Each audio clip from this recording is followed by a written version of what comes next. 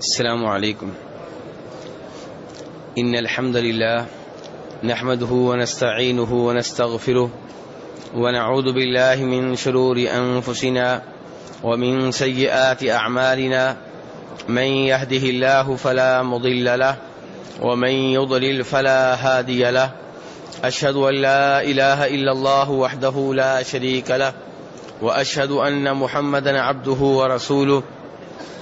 اما بعد فان خير الحديث كتاب الله وخير الهدي هدي محمد صلى الله عليه وسلم وشر الامور محدثاتها وكل محدثة بدعة وكل بدعة ضلالة وكل ضلالة في النار. قال تعالى: من ذا الذي يشفع عنده الا باذنه. فرمایا اللہ تبارک و تعالی نے آیت الکرسی کے اس چھوٹے سے حصے میں کہ کون ہے جو اللہ کے ہاں کسی کی شفاعت کرے اللہ کی اجازت کے بغیر. میرے بھائیو، شفاعت کا موضوع آج کل بہت حساس موضوع بن چکا ہے، اور اس کی وجہ یہ ہے کہ کئی لوگ اس موضوع کو قرآن و حدیث کی روشنی میں سمجھنے کی بجائے کسی اور ہی زاویے سے سمجھ رہے ہیں. اس لیے کئی قسم کے مغالطوں میں واقع ہو چکے ہیں، کئی طرح کی غلط فہمیوں کا شکار ہو چکے ہیں. بہت سے لوگ یہ سمجھتے ہیں کہ جس پیر کو ہم نے پیر مان لیا ہے، جس کے نام پہ ہم نے بیعت کر رکھی ہے، جس کی قبر پہ ہم چادریں چڑھاتے ہیں، جس پیر کے عرس میں ہم حصہ لیتے ہیں اور عرس کے موقع پہ دیگیں تقسیم کرتے ہیں، بکرے ذبح کرتے ہیں، یہ پیر روز قیامت ہماری شفاعت کرے گا اور ہمیں اللہ تبارک و تعالیٰ کے عذاب سے بچا لے گا. بلکہ صورتحال اتنی خراب ہو چکی ہے کہ کئی لوگ یہ کہتے ہوئے نظر آتے ہیں کہ ہمارے پیر صاحب کا یہ وعدہ ہے کہ جب ہمیں جنت میں جانے کے لیے کہا جائے گا تو ہم وہاں اڑ کر بیٹھ جائیں گے اور جنت میں جانے سے انکار کر دیں گے اور کہیں گے کہ جب تک ہمارے مریدوں کو، ہمارے معتقدین کو جنت میں داخل نہیں کیا جائے گا ہم داخل نہیں ہوں گے. نعوذ باللہ من ذالک. یہ سب کچھ کیوں ہے؟ عقیدہ شفاعت کو صحیح معنوں میں نہ سمجھنے کی وجہ سے. اور اس کا ایک خطرناک نتیجہ یہ بھی نکل رہا ہے کہ لوگ قبروں پہ آتے ہیں، قبر والے کے لیے دعا نہیں کرتے، اس کا نقصان کر رہے ہیں، اور الٹا اس سے مانگنا شروع ہو جاتے ہیں اور یوں اپنا نقصان کر رہے ہیں. چاہیے یہ تھا کہ قبروں پہ جا کے قبر والے کے لیے دعا کرتے، اس کا بھی فائدہ ہوتا، اپنا بھی فائدہ ہوتا. لیکن ہو کیا رہا ہے کہ قبر کے اوپر قبر والے کو پکارا جا رہا ہے، کبھی براہ راست اس سے کچھ مانگا جا رہا ہے، اور کبھی شفاعت کے نام پہ یہ خیال تصور کیا جا رہا ہے کہ اس سے ہم مطالبہ کریں گے، یہ اللہ سے لے کر دے گا، اور یوں خود بھی شرک کا ارتکاب کر رہے ہیں اور اس شخصیت کو بھی اپنی دعاؤں سے محروم رکھ رہے ہیں. میرے بھائیو، عقیدہ شفاعت کو اردو میں کیا کہتے ہیں؟ سفارش. عقیدہ شفاعت جس کو اردو میں کہتے ہیں سفارش، اس کو صحیح معنوں میں نہ سمجھنے کی وجہ سے اہل مکہ کافر اور مشرک ٹھہرے تھے. یہ میں اپنی طرف سے نہیں کہہ رہا، قرآن پاک کی آیات اس بات پہ گواہ ہیں، شاہد ہیں. چنانچہ اللہ تبارک و تعالیٰ فرماتے ہیں 23ویں پارے میں سورۃ الزمر میں آیت نمبر 3: والذین اتخذوا من دونه اولیاء ما نعبدهم الا ليقربونا الى الله زلفى ان اللہ یحکم بینہم فیما ہم فیہ یختلفون، کہ وہ لوگ جنہوں نے اللہ کے علاوہ اور لوگوں کو ولی بنا رکھا ہے، ولی پکڑ رکھا ہے، والذین اتخذوا من دونہ اولیاء، یہ قرآن کے الفاظ ہیں تاکہ آپ کو پتا چلے کہ ولی کے لفظ آیت میں آیا ہے، والذین اتخذوا من دونہ اولیاء، یہ آیت پڑھ رہا ہوں کہ وہ لوگ جنہوں نے اللہ کے سوا ولی پکڑ رکھے ہیں، جب ان سے پوچھا جاتا ہے، سوال ہوتا ہے کہ ان کو تم نے ولی بنا رکھا ہے، ان کو پکارتے ہو، ان کے نام پہ بکرے ذبح کرتے ہو، ان کے نام پہ منتے مانتے ہو، ان کو مشکل کشا حاجت روا سمتے ہو، کیوں یہ سارا کچھ کیوں ہے؟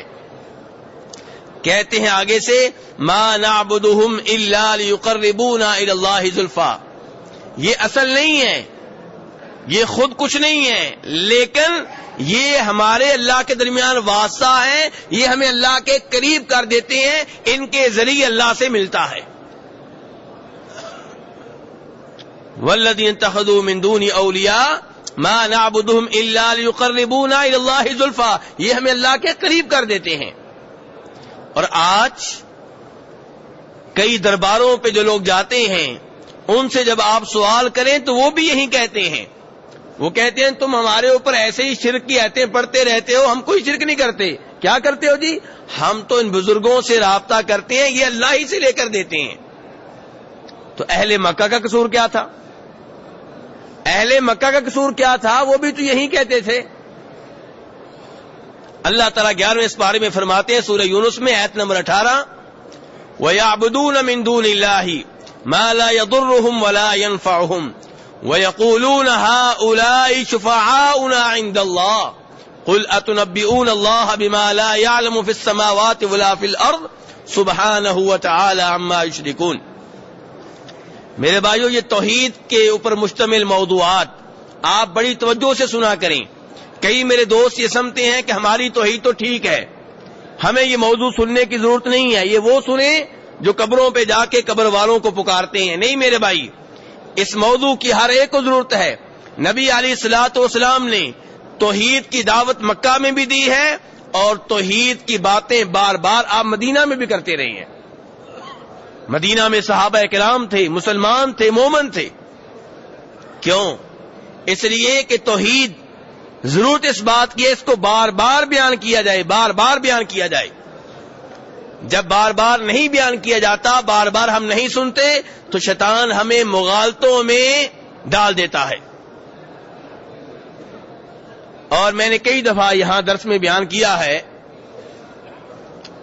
کہ شیخ محمد بن عبد الوہاب، ان کا نام آپ سب نے سنا ہوا ہے نا، جن کی وجہ سے کئی لوگوں کو وہابی کہا جاتا ہے۔ محمد بن عبد الوہاب کا نام ہر ایک نے سنا ہے، کسی نے پیار و محبت میں اور کسی نے کسی اور انداز میں، لیکن ان کو ہر کوئی جانتا ہے۔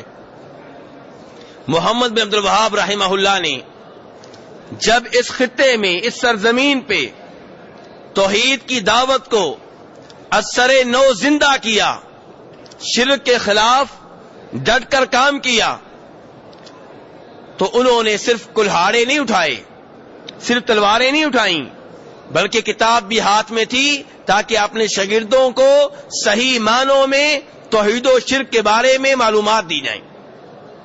چنانچہ انہوں نے کئی کتابیں بھی لکھی، ان میں سے ایک کتاب ہے کتاب التوحید۔ کیا نام ہے کتاب کا؟ کتاب التوحید۔ اگر آپ کو کبھی پڑھنے کا موقع ملے، اردو میں ترجمہ ہو چکا ہے، تو آپ دیکھیں گے کہ اس کتاب میں یا آیتیں ہیں یا حدیثیں ہیں۔ آیتیں کس کی ہیں؟ اللہ کی۔ حدیثیں کس کی ہیں؟ نبی علیہ الصلوۃ والسلام کی۔ اب اس میں ان کا کیا قصور ہے؟ تو اپنے شاگردوں کو وہ کتاب و توحید پڑھاتے، ختم ہو جاتی پھر شروع کر دیتے، ختم ہو جاتی پھر شروع کر دیتے۔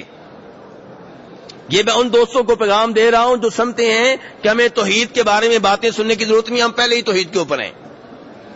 یہ میں بات ان کے لیے کر رہا ہوں۔ تو محمد عبد الوہاب رحمہ اللہ بار بار کتاب و توحید پڑھاتے۔ ایک بار شاگردوں نے کہا یہ کتاب و توحید ہم نے کئی بار پڑھ لی ہے، اب اس کی جگہ پہ کوئی اور کتاب پڑھا دیں۔ استاد صاحب خاموش ہو گئے، کسی دن درس میں آئے اور درس میں آ کر کہنے لگے کہ کسی علاقے میں ایک آدمی نے اپنی ماں سے منہ کالا کیا ہے، بدکاری کی ہے. لوگوں نے اف اف کہا، توبہ توبہ کیا، کانوں کو ہاتھ لگائے. پھر کسی دن استاد آئے اور کہا کہ فلاں علاقے میں کچھ عورتیں ہیں، وہ کسی قبر پہ آ کے قبر والے سے بیٹا مانگتی ہیں. شاگردوں نے افسوس کا اظہار کیا، لیکن اس بار ان کا رد عمل پہلے کے مقابلے میں ہلکا تھا.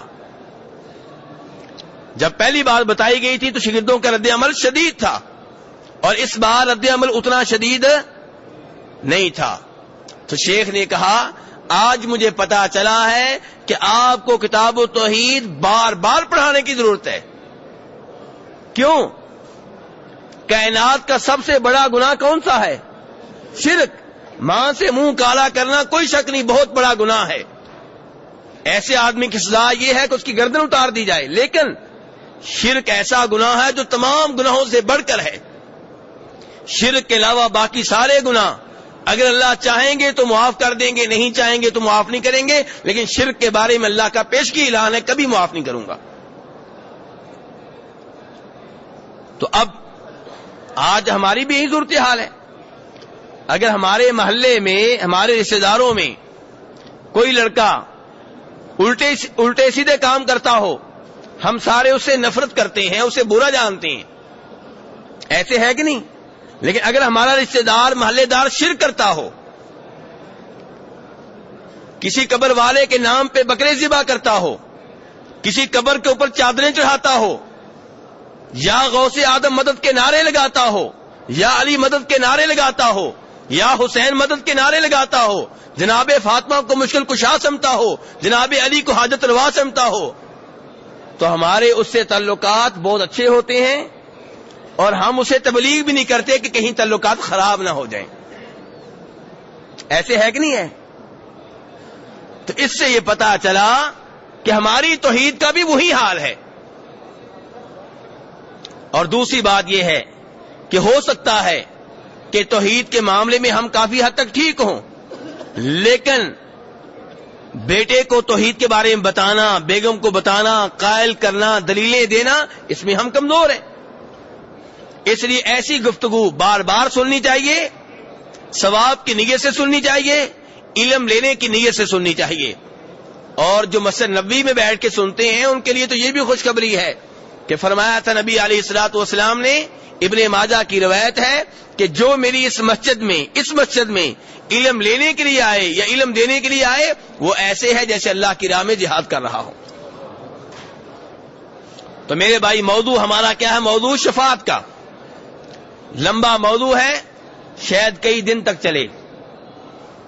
تو جتنی گفتگو آج ہو اتنی دھیان سے سنی جائے، اور کل جو ہمارے نصیب میں ہوگا کل بھی انشاءاللہ بیان بھی کریں گے اور سنیں گے بھی انشاءاللہ. تو میرے بھائی بتا میں یہ رہا تھا کہ عقیدہ شفاعت میں غلطی کر لینے کی وجہ سے اہل مکہ کافر اور مشرک ٹھہرے. ایک آیت میں نے پہلے پڑھی ہے، پھر دوسری آیت پڑھی ہے، لیکن اس کی تفسیر بیان کرنا باقی ہے. اللہ تعالیٰ فرما رہے ہیں وَيَقُولُونَ هَؤُلَاءِ، کہ یہ لوگ کہتے ہیں جو نبی علیہ الصلوۃ والسلام کو مانتے نہیں ہیں، آپ پہ ایمان نہیں لاتے، مسلمان نہیں ہو رہے، مومن نہیں ہو رہے، یہ کیا کہتے ہیں؟ شفعاؤنا عند اللہ، کہ یہ جن کو ہم پکارتے ہیں، جن کے نام پہ بکرے ذبح کرتے ہیں، جن کے نام پہ منتے مانتے ہیں، یہ اصل نہیں ہے، یہ اصل نہیں ہے. شفعاؤنا عند اللہ، اصل اللہ ہے، اللہ کے ہاں یہ ہمارے سفارچی ہیں. شفعاؤنا، شفاعت کرنے والے ہیں، سفارچی ہیں. پتا چلا وہ بھی مانتے تھے کہ لات، عزا، ہبل یہ سفارچی ہیں، یہ اصل نہیں ہے. سفارچی کو انہوں نے وہ مقام دیا جو اللہ کو دینا چاہیے تھا، کہ سفارچی کو پکار رہے ہیں، سفارچی کی پوجا کر رہے ہیں، سفارچی کے نام پہ بکرے ذبح ہو رہے ہیں، سفارچی کو مشکل کشا حاجت روا سمجھا جا رہا ہے، سفارچی کو نفع و نقصان کا مالک سمجھا جا رہا ہے.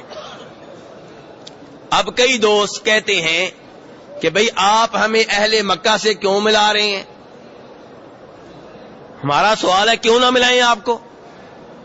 کہتے ہیں جی وہ لات کو پکارتے تھے تو لات بت تھا، اور ہم جس کو پکارتے ہیں، جس کو سفارشی سمجھتے ہیں، وہ بزرگ ہیں.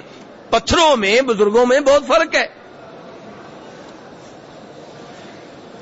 تو میرے بھائی گزارش یہ ہے کہ اہل مکہ اتنے بیوقوف نہیں تھے جتنا ہم نے انہیں سمجھ رکھا ہے. وہ بھی لات کو پکارتے تھے تو لات سے مراد کیا تھا؟ لات کے پیچھے ایک بزرگ شخصیت تھی. بخاری شریف کی حدیث ہے، عبداللہ ابن عباس رضی اللہ عنہ فرماتے ہیں کان رجلا، کہ یہ لات ایک آدمی تھا. لات کیا تھا؟ ایک آدمی تھا، اور حاجیوں کی خدمت کیا کرتا تھا، ان کو ستو پلایا کرتا تھا. اور میرے بھائی ہم میں سے کون نہیں جانتا، اہل مکہ بیت اللہ کے متولی تھے، اللہ کے گھر کے بانی تھے، اللہ کے گھر کے منتظم تھے، حج کیا کرتے تھے، طواف کیا کرتے تھے، مزدلفہ جایا کرتے تھے، مینا جایا کرتے تھے، اور سب کچھ کرتے تھے، پھر بھی مشرک کے مشرک تھے. حاجیوں کی خدمت کرتے، طواف کرتے، بیت اللہ تعمیر کیا، مسجدیں بنا ڈالی، اللہ کا سب سے بڑا گھر تعمیر کر ڈالا، چابیاں بھی انہی کے پاس، اور پھر بھی مشرک کے مشرک، کافر کے کافر. جرم کیا تھا؟ یہی عقیدہ کہ لات جو ان کا ایک بزرگ تھا وہ فوت ہوا، اس کے نام پہ یادگار قائم کر لی گئی. اب جب یادگار کو پکارتے تھے اس سے مراد ان کی وہ شخصیت تھی جس کے نام پہ یادگار قائم تھی. جیسے لوگ قبروں پہ آتے ہیں، وہ قبر کے پتھروں کو نہیں پکارتے، ہمیں بھی معلوم ہے. کس کو پکارتے ہیں؟ کہتے ہیں قبر کے نیچے بزرگ ہیں.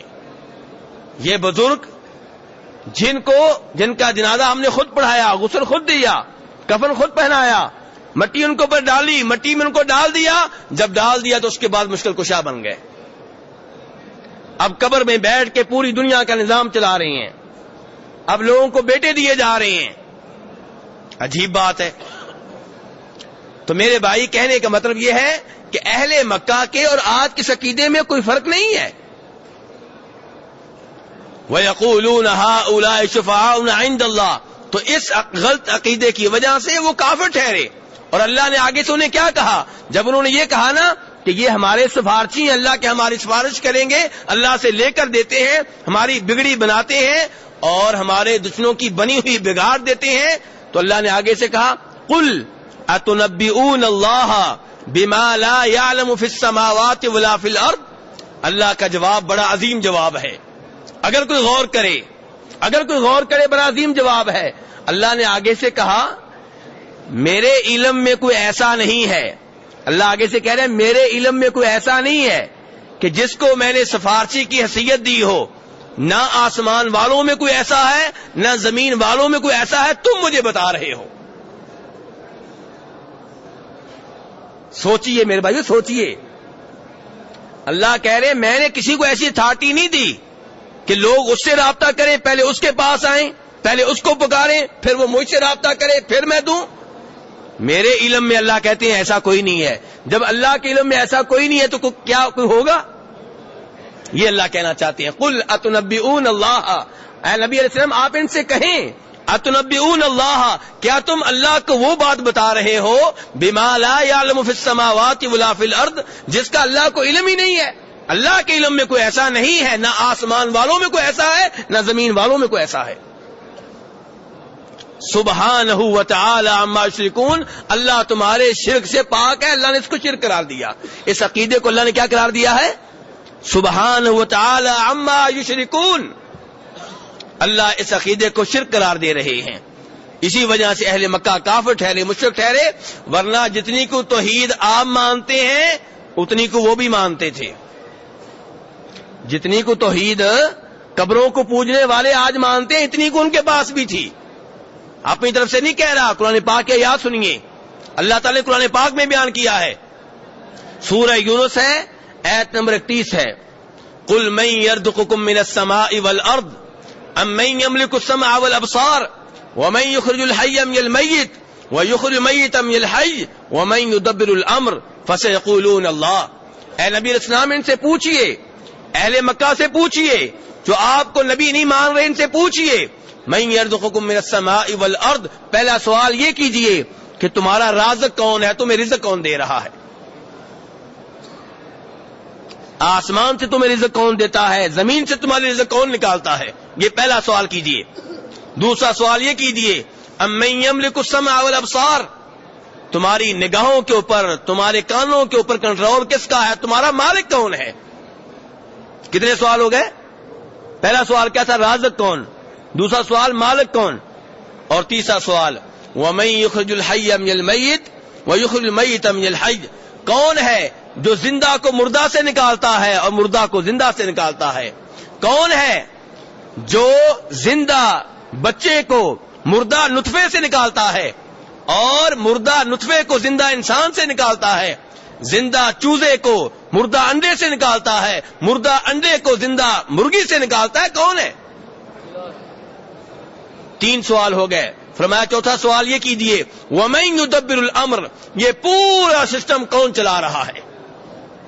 یہ رات اور دن کا آنا, سورج کا نکلنا پھر غروب ہو جانا, چاند کا نکلنا پھر غروب ہو جانا, ستاروں کا نکلنا پھر غروب ہو جانا, انسانوں کو گندم بھی مل رہی ہے, چاول بھی مل رہے ہیں, پانی بھی مل رہا ہے, پورا یہ سسٹم کس نے چلایا ہوا ہے. کتنے سوال ہو گئے؟ 4. آخر میں اللہ نے کہا جواب کا انتظار نہ کریں, سوال پہلے اللہ نے کہا ان سے کریں, پھر اللہ نے کہا میں خود بتا دیتا ہوں یہ جواب کیا دیں گے. فَسَيَقُولُونَ اللَّهُ, اللہ نے کہا یہ فوراً کہیں گے اللہ ہی ہے. اب اگر اہل مکہ چاہتے تو آگے سے کہتے نہیں ہم تو یہ نہیں کہیں گے. جب اللہ نے کہہ دیا کہ آپ ان سے پوچھیں رازق کون ہے, مالک کون ہے, موت و حیات کس کے ہاتھ میں ہے, کائنات کا سسٹم کون چلا رہا ہے, اللہ نے کہا یہ جواب دیں گے کہ اللہ ہی ہے. اب اگر اللہ اہل مکہ چاہتے تو کہتے نہیں ہم یہ نہیں کہیں گے, ہم کہیں گے لات ہے عزا ہے. نہیں, انہوں نے یہ نہیں کہا, انہوں نے یہ نہیں کہا, خاموش رہے, تصدیق کی کہ واقعی ان کا عقیدہ یہ ہے کہ اصل کون ہے, اللہ ہے. اس کے باوجود کافر و مشرک ٹھہرے. میرے بھائی کبھی سوچا کریں, کبھی سوچا کریں, اور یہ سوچ اپنے رشتہ داروں کو دیں, محلے داروں کو دیں, جو قبروں پہ جا کے قبر والوں کو پکارتے ہیں, انہیں حاجت روا سمتے ہیں, مشکل کشا سمتے ہیں کہ یہ اللہ سے بیٹا لے کر دیں گے, یہ رزق لے کر دیں گے, ان کے ذریعے کائنات کا نظام چلے گا. ان سے پوچھئے, ان کو یہ آیات بتائیے. یہ سورہ یونس ہے, آیت نمبر 31 ہے, کہ ان کا یہ عقیدہ ہے کہ خالق مالک رازق اللہ ہے.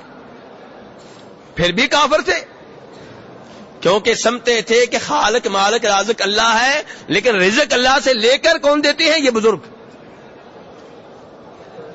موت و حیات کا مالک اللہ ہے, لیکن بچہ اللہ سے لے کر کون دیتا ہے, یہ بزرگ. اس وجہ سے کافر و مشرک ٹھہرے میرے بھائیوں, اس وجہ سے کافر و مشرک ٹھہرے. اور افسوس سے کہہ رہا ہوں, یہی عقیدہ آج کئی مسلمانوں میں سرایت کر چکا ہے. آج مسجدیں کیوں ویران ہیں, دربار کیوں آباد ہیں, کیا وجہ ہے اس کے پیچھے؟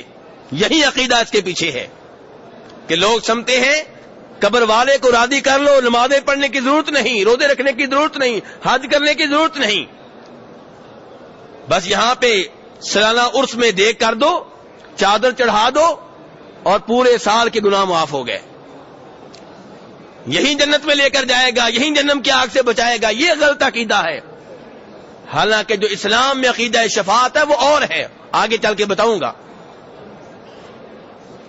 اور اس سے بھی پہلے میرے بھائی میرا یہ سوال ہے کہ آپ کیسے طے کر لیتے ہیں کہ جس کی میں نے بیعت کی ہے یہ واقعی جنتی ہے, جس کی میں نے بیعت کی ہے واقعی اللہ کا ولی اور بزرگ ہے, جس کی قبر پہ چادر چڑھاتا ہوں یہ واقعی اللہ کا ولی ہے, یہ سرٹیفکیٹ کس نے دیا آپ کو؟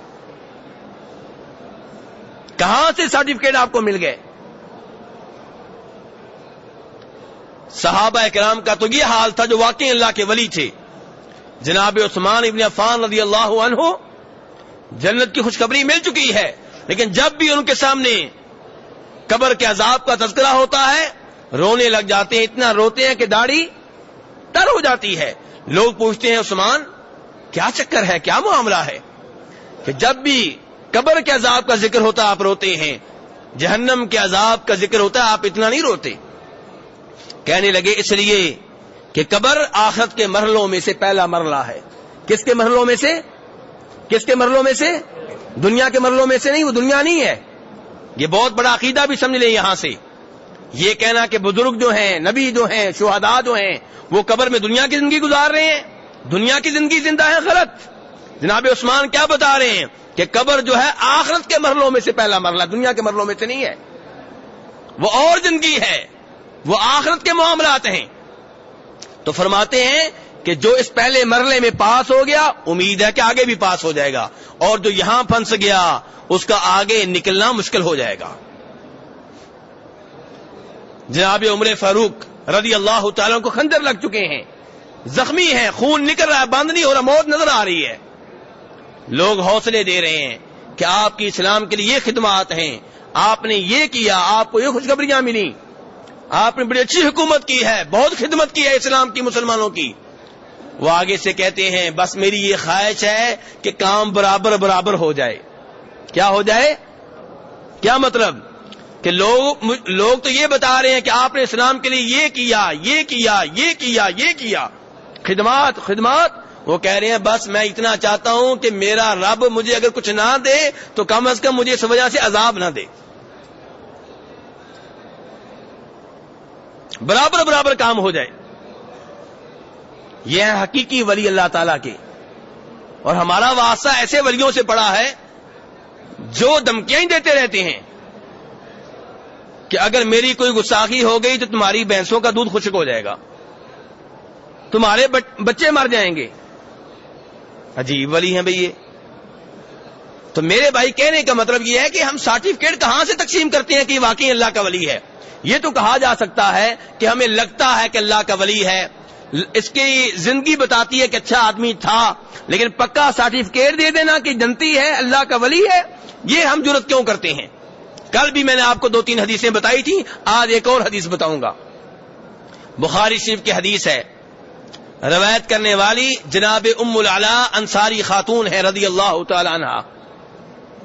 حوالہ کس کتاب کا میرے بھائیو؟ بخاری شریف کا. یہ ام العلا کہتی ہیں کہ جب مکہ کے لوگ مسلمان ہو کے مکہ چھوڑ کے مدینہ آئے ہجرت کر کے، تو مدینہ کے لوگوں نے ان کی میزبانی کی. کہتے ہیں ہمارے نصیب میں جناب عثمان ابن مظعون تھے رضی اللہ تعالیٰ عنہ، وہ ہمارے ساتھ رہتے تھے. بیمار ہو گئے، ہم نے ان کی خدمت کی لیکن فوت ہو گئے. اب ان کی میت پڑی ہوئی ہے، نبی علیہ السلام تشریف لائے تو میں نے آپ کے سامنے کہا کہ اے ابو صاحب کنیت ہے کس کی؟ جناب عثمان ابن مظعون کی کنیت کیا ہے؟ ابو صاحب. جیسے نبی اسلام کی کنیت کیا ہے؟ ابو القاسم.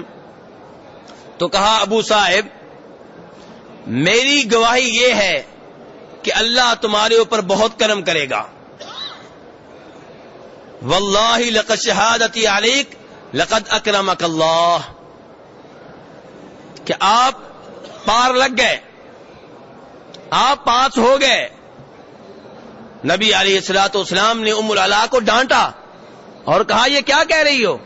تمہیں کیسے پتا چل گیا کہ اللہ نے ان کے اوپر کرم کر دیا یا کرے گا؟ فرمایا مجھے معلوم نہیں ہے کہ ان کا انجام کیا ہوگا، تم نے کیسے کہہ دیا؟ ام العلا کہنے لگی اللہ کے رسول علیہ السلام اگر اللہ کا کرم ان کے اوپر نہیں ہوگا تو پھر کس کے اوپر ہوگا؟ نبی علیہ السلام نے پھر آگے سے کہا ام العلا مجھے معلوم نہیں ہے کہ ان کا معاملہ کیا ہوگا، لیکن مجھے امید ہے، گارنٹی نہیں، کیا ہے؟ مجھے امید ہے کہ جب ان کے اوپر موت آئی ہے تو یہ اچھی زندگی گزار رہے تھے، اللہ ان کے ساتھ خیر کا معاملہ کرے گا، لیکن کسی کے بارے میں ایسی گارنٹی نہیں دینی چاہیے. ام العلا کہتی ہیں وہ دن ہے اور آج کا دن ہے کہ میں نے پھر کبھی کسی کے بارے میں ایسی گارنٹی نہیں دی.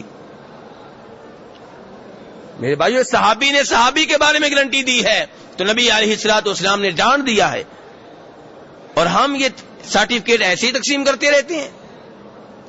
اور وہ حدیث کس نے نہیں سنی؟ میں صرف اشارہ کروں گا کہ جن 3 آدمیوں کو سب سے پہلے جہنم کی آگ میں پھینکا جائے گا وہ کون کون ہوں گے؟ کون کون ہوں گے؟ نمبر 1 دین کا عالم، قاری قرآن.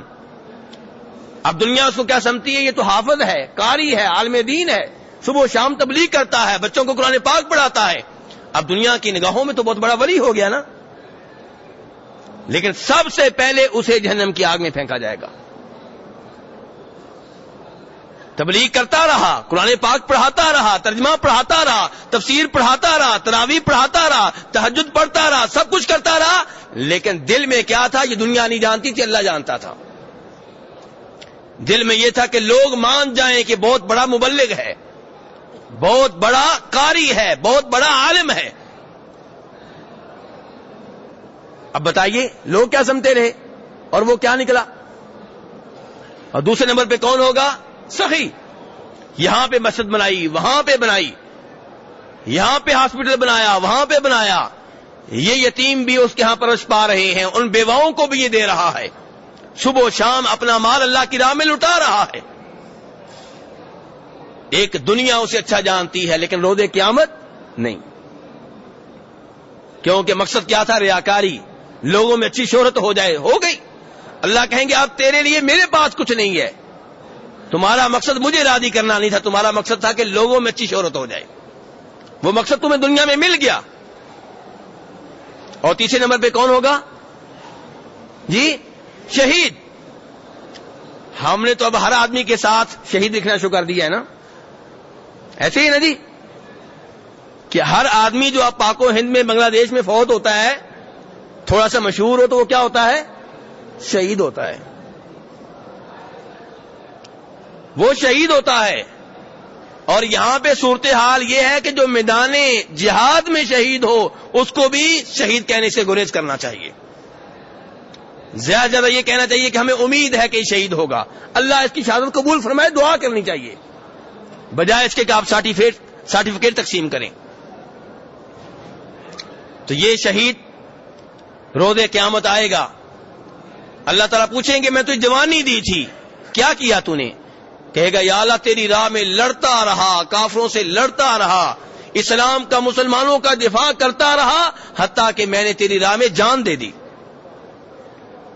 اللہ کہیں گے جان تو نے دی، کافروں سے لڑتا رہا، مسلمانوں کا دفاع کرتا رہا، لیکن مجھے راضی کرنے کے لیے نہیں، دنیا سے داد حاصل کرنے کے لیے، تمغہ حاصل کرنے کے لیے، شہرت کے لیے. وہ مقصد تیرا دنیا میں تجھے مل گیا، میرے پاس تیرے لیے کچھ نہیں ہے. ان تینوں کو سب سے پہلے جہنم کی آگ میں پھینکا جائے گا. بتائیے. اور آپ دنیا میں کیا کہتے ہیں؟ جی یہ شہید ہے، جی یہ زندہ ہوتے ہیں، میں تو اس کو پکاروں گا، میں تو اس سے مانگوں گا. گارنٹیاں دی جا رہی ہیں. میرے بھائی جذبات سے باہر نکلیے، قرآن پاک اور نبی علیہ السلام کی صحیح حدیث کا مطالعہ کیجیے تو آپ کو معلوم ہوگا کہ قرآن و حدیث کچھ اور کہہ رہے ہیں اور ہم کسی اور دنیا میں ہیں. شفاعت روز قیامت برحق ہے، لیکن کون سی شفاعت؟ اس کا حقیقی مفہوم کیا ہے؟ میں آپ کو ایک مثال کے ذریعے سمجھاتا ہوں. دنیا میں ایک بادشاہ ہے، اس کا ایک ملک ہے، اس کا ایک آئین ہے، نظام ہے، اور اس کے آئین میں، اس کے نظام میں یہ بات درج ہے کہ چور جب بھی پکڑا جائے گا اس کا ہاتھ کاٹ ڈالا جائے گا. چور پکڑا گیا، بادشاہ کے پاس لایا گیا، بادشاہ نے آرڈر جاری کر دیا کہ اس کا ہاتھ کاٹ ڈالا جائے، لیکن فوج کے سپاہ سالار نے شفاعت کر ڈالی. کس نے شفاعت کی ہے؟ جی بولیے میرے بھائیو. فوج کے سپاہ سالار نے. اس نے کہا بادشاہ سلامت، اس کی شفاعت میں کرتا ہوں، اس کو چھوڑ دیں. اب بادشاہ کیا کرے گا؟ شفاعت مان لے گا کہ نہیں مانے گا؟ ماننے پہ مجبور ہے، ماننے پہ نہ چاہتے ہوئے ماننے پہ مجبور ہے. اور اس سپاہ سالار کی طرف سے شفاعت نہیں ہے، نام شفاعت کا حقیقت میں پوری دھمکی ہے. بادشاہ کو بھی پتا ہے اس کا مطلب کیا ہے کہ شفاعت نہ مانی گئی تو میرا تختہ الٹ جائے گا، بغاوت ہو جائے گی، میری کرسی جاتی رہے گی، میری حکومت ختم ہو جائے گی. اس کو نام شفاعت کا دیا گیا ہے، حقیقت میں کچھ اور ہے، اور اس کو کہتے ہیں شفاعت وجاہت. اس کو کیا کہتے ہیں؟ شفاعت وجاہت. اگر کوئی سمجھتا ہے کہ اللہ کے ہاں یہ شفاعت چلے گی تو اس کی خام خیالی ہے, غلط فہمی ہے. اللہ کے ہاں ایسی کوئی شفاعت نہیں چلے گی. اللہ کسی کے آگے مجبور نہیں ہے, اللہ کو کسی کا ڈر نہیں ہے, اللہ کو کوئی دھمکی نہیں دے سکتا. وَلَمْ يَكُنْ لَهُ وَلِيٌّ مِّنَ الذُّلِّ وَكَبِّرْهُ تَكْبِيرًا. اللہ کے ولی ہیں, اللہ کے دوست ہیں, لیکن کوئی ایسا ولی ہو جس کے ہاتھوں اللہ مجبور ہو, اللہ کی قسم ایسا کوئی ولی نہیں ہے. سب اللہ کے سامنے مجبور ہیں, اللہ کسی کے سامنے مجبور نہیں ہے. تو یہ شفاعت قیامت کے روز ممکن ہے. اللہ تو کہہ رہے ہیں من ذا الذی یشفع عنده الا باذنہ. کس کی جرأت ہے کہ وہ شفاعت کرے میرے ہاں میری اجازت کے بغیر؟ کس کی جرأت ہے؟ اللہ نے عام لفظ بولا ہے, اس میں سارے لوگ آتے ہیں. اور دوسری شفاعت کیا ہے میرے بھائیوں؟ اس کو کہتے ہیں شفاعت محبت. پہلی کیا تھی؟ شفاعت وجاہت. دوسری کیا ہے؟ شفاعت محبت. چور لایا گیا, بادشاہ نے آرڈر جاری کر دیا ہے کہ اس کا ہاتھ کاٹ ڈالا جائے, لیکن اس دفعہ سپہ سالار نہیں بولا, بیگم بولی ہے. کون بولی ہے؟ بیگم, بیٹی, شہزادی, شہزادہ بولے. اب ان سے بادشاہ کو محبت ہے, ڈر نہیں ہے, لیکن محبت اتنی ہے کہ محبت کے ہاتھوں مجبور ہے. اس کو پتا ہے یہ ناراض ہو گئے تو گھر کا ماحول خراب ہو جائے گا, گھر کا نظام نہیں چلے گا, تلخی رہے گی, چپکش بڑھے گی. تو بادشاہ ان کی محبت میں آ کے شفاعت مان لیتا ہے. اسے شفاعت محبت کہتے ہیں. روز قیامت یہ شفاعت بھی نہیں چلے گی. شفاعت کی تیسری قسم, چور لایا گیا, چور کا ریکارڈ بھی لایا گیا.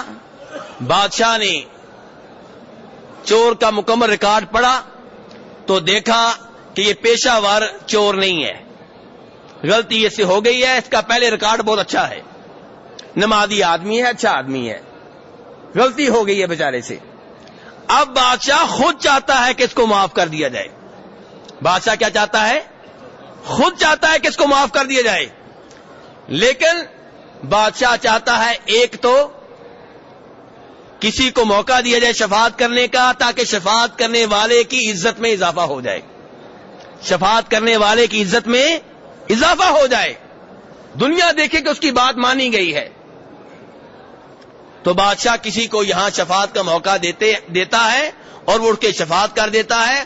یہاں پہ دراصل بادشاہ خود چھوڑنا چاہتا ہے چور کو. یہ ہے وہ شفاعت جو روز قیامت چلے گی, کہ جس کو اللہ خود معاف کرنا چاہتے ہوں گے اس کے بارے میں اللہ تعالیٰ کسی کو شفاعت کا موقع دیں گے. کبھی نبی کو, کبھی کسی فرشتے کو, کبھی عام مومن کو اللہ شفاعت کا موقع دیں گے. یہ شفاعت برحق ہے, اس کو ہم مانتے ہیں. اس شفاعت کی 3 شرائط ہیں. پہلی شرط کہ اللہ تعالیٰ اس پہ راضی ہوں جو شفاعت کر رہا ہے. اللہ کس پہ راضی ہوں؟ جو شفاعت کر رہا ہے. ایسا نہ ہو کہ خود وہ مشرک ہو, اس کی کتابیں موجود ہوں جس میں جو شرک سے بری پڑی ہوں, اس کی نعتیں موجود ہوں جو شرک سے بری پڑی ہوں, اور آپ امید لگا لیں کہ یہ ہماری شفاعت کرے گا. نہیں, ایسی بات نہیں ہے, وہ خود خطرے میں ہے. اور دوسرے نمبر پہ یہ کہ جس کی شفاعت ہو رہی ہے اللہ اس پہ اس قدر راضی ہوں کہ اس کی شفاعت ہو سکتی ہے. اللہ اس کے اوپر اتنا راضی ہوں کہ شفاعت کے قابل ہے, یہ اس قابل ہے کہ اس کی شفاعت ہو جائے. اگر ہو وہ مشرک تو کیا شفاعت کے قابل ہوگا؟ نہیں, وہ شفاعت کے قابل ہی نہیں ہے. اور تیسری شرط یہ ہے کہ شفاعت کا مرحلہ اللہ کی مرضی سے, اللہ کی اجازت سے طے ہو, ورنہ اللہ کے ہاں شفاعت ممکن نہیں ہے.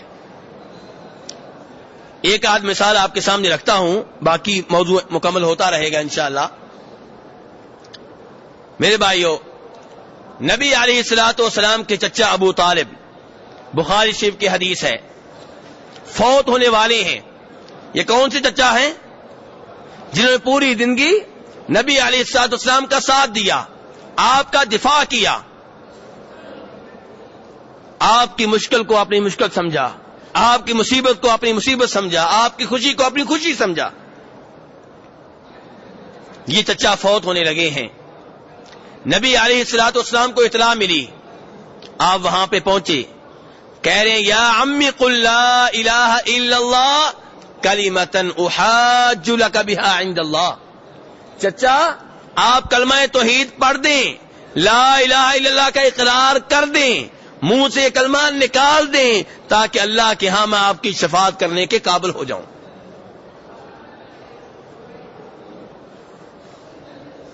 قریب تھا کہ چچا کلمہ توحید پڑھ دیتا, لیکن خاندانی عزت, خاندانی وقار, خاندانی تعصب, آباء و اجداد کا معاملہ رکاوٹ بن گیا.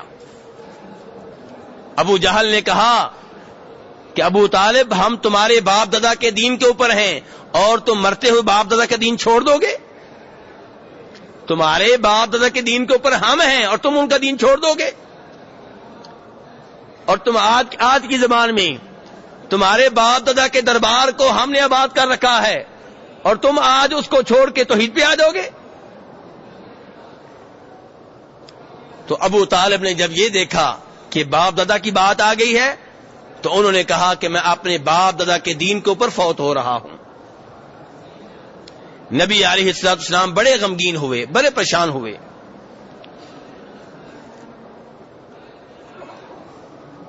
اور یہ کہتے ہوئے نکلے کہ چچا میں آپ کے لیے دعا کرتا رہوں گا. اور دعا کیا ہوتی ہے؟ شفاعت ہوتی ہے. میں آپ کے لیے دعا کرتا رہوں گا جب تک کہ مجھے روک نہ دیا جائے. اب چچا کے لیے دعائیں شروع کر دیں. اس معاملے میں آسمان سے ایک نہیں 2 آیتیں نازل ہوئیں. کتنی آیتیں نازل ہوئیں؟ 2. ایک 10ویں سپارے میں ہے, 11ویں سپارے میں ہے, اور ایک 20ویں سپارے میں ہے. اللہ تعالی نے فرمایا 20ویں سپارے میں انک لا تہدی من احببت ولکن اللہ یہدی من یشاء وہو اعلم بالمہتدین. کہ ہدایت اسے نہیں ملتی جسے آپ چاہیں, ہدایت اسے ملتی ہے جسے میں چاہوں. نبی علیہ الصلوۃ والسلام کو مشکل کشا کہنے والوں, حاجت روا کہنے والوں, یہ آیت دھیان سے پڑھو. اللہ تعالیٰ کہہ رہے ہیں ہدایت اسے نہیں ملتی جسے آپ چاہیں, ہدایت اسے ملتی ہے جسے میں چاہوں. وَهُوَ أَعْلَمُ بِالْمُهْتَدِينَ. اللہ کہتے ہیں کہ میں بہتر جانتا ہوں کہ کون ہدایت کے قابل ہے. نبی علیہ الصلوۃ والسلام چچا کے بارے میں شفاعت کر رہے ہیں اور آگے سے یہ آیت نازل ہوئی ہے. اور سورہ توبہ میں کیا کہا گیا؟ مَا كَانَ لِلنَّبِيِّ وَالَّذِينَ آمَنُوا ان يستغفروا للمشركين ولو كانوا اولي قربى من بعد ما تبين لهم انهم اصحاب الجحيم. کہ نبی کے لیے اور مومنوں کے لیے جائز نہیں ہے کہ کسی مشرک کے لیے دعا کرے, چاہے رشتہ دار ہو, چاہے رشتہ دار ہو. دعا کرنے کی اجازت نہیں ہے, شفاعت کرنے کی اجازت نہیں ہے. ان 2 آیتوں کے بعد نبی علیہ الصلوۃ والسلام نے پھر اپنے چچا کے لیے کوئی دعا نہیں کی. میرے بھائیو, یہ معاملہ ہے رب العالمین کا کہ نبی علیہ الصلوۃ والسلام تمام انسانوں میں سب سے افضل ہیں, سب سے اعلیٰ ہیں, سب سے مقدس ہیں, سب سے محترم ہیں, سب سے زیادہ عزت اور مقام رکھتے ہیں. اس کے باوجود جب آپ نے شفاعت کی, آپ کی شفاعت نہیں مانی گئی بلکہ آئندہ شفاعت کرنے سے روک دیا گیا. تو میرے بھائی, چونکہ یہ موضوع طویل ہے, آگے چل کے گفتگو ہوگی کہ دیگر انبیاء کرام علیہ الصلوۃ والسلام نے جب شفاعت کی تو ان کے ساتھ کیا ہوا, اور پھر کون سے ایسے اعمال ہیں جو اگر ہم کریں تو روز قیامت نبی علیہ الصلوۃ والسلام کی شفاعت کے حقدار بن سکتے ہیں. نبی علیہ الصلوۃ والسلام کی شفاعت میں کوئی شک نہیں ہے. روز قیامت آپ کو شفاعت کا موقع ملے گا, اللہ آپ کو یہ عزت دے گا, لیکن شفاعت کے مالک آپ نہیں ہیں, شفاعت کا مالک اللہ ہے. اللہ کی مرضی سے شفاعت ہوگی. اس لیے جو آپ کی شفاعت چاہتے ہیں وہ اللہ تعالیٰ سے سوال کیا کریں, اللہ سے دعا کیا کریں, اے اللہ ہم سب کو ان میں شامل کر جن کی روز قیامت تیرے نبی علیہ الصلوۃ والسلام شفاعت کریں گے. شفاعت نبی علیہ السلام کی, لیکن مالک کون؟ تو کس سے مانگنی ہے شفاعت؟ آپ کی قبر پہ آ کے نہیں کہنا کہ ہماری شفاعت کیجیے گا, یہ غلط ہے, چاہے کتابوں میں لکھا ہوا ہے. اللہ تبارک تعالی ہمیں صحیح معنوں میں توحید کو سمجھنے کی توفیق عنایت فرمائیں.